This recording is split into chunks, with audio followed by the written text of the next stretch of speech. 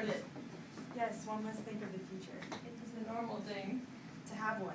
One is, after all, having it all the time. Now, and now, and now. It could go on forever. Well, not forever, I suppose. Do you ever think of yourself as actually dead, lying in a box with a lid on it? No. Freeze. Nor do I, really. It's silly to be depressed by it. I mean, one thing's a bit like being alive in a box. One keeps forgetting to take into account the fact that one is dead, which should make all the difference, shouldn't it? I mean, you'd never know you were in a box, would you? It would be just like being asleep in a box. Not that I'd like to sleep in a box, mind you, not without any air. You'd wake up dead for a start, and then where would you be? Apart from inside a box. That's the bit I don't like, frankly. That's why I don't think of it. Freeze. Because you'd be helpless, wouldn't you? Stuffed in a box like that? I mean, you'd be in there forever. Even taking into account the fact that you're dead isn't a pleasant thought, especially if you're dead.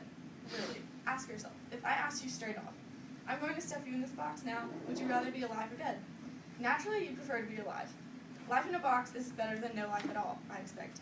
You'd have a chance at least. You could lie there thinking, well, at least I'm not dead. In a minute, someone's going to bang on the lid and tell me to come out. Hey you, what's your name? Come out of there. You don't have to flog it to death! Freeze.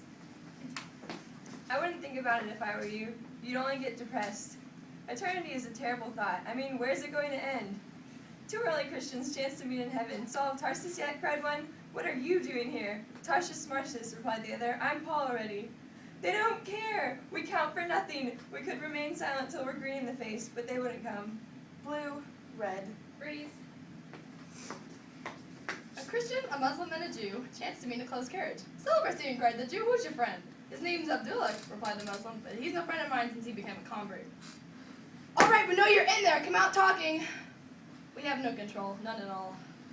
Whatever became of the moment when one first knew about death? There must have been a moment in childhood when it first occurred to you that you didn't go on forever. It must have been shattering, stamped into one's memory, and yet I can't remember it.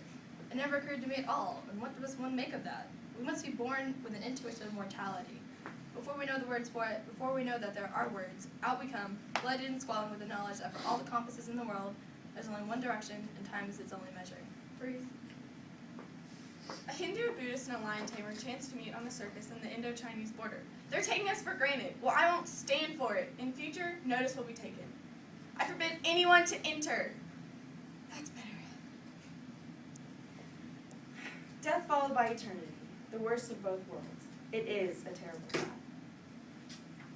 Did he receive you well? Most like a gentleman.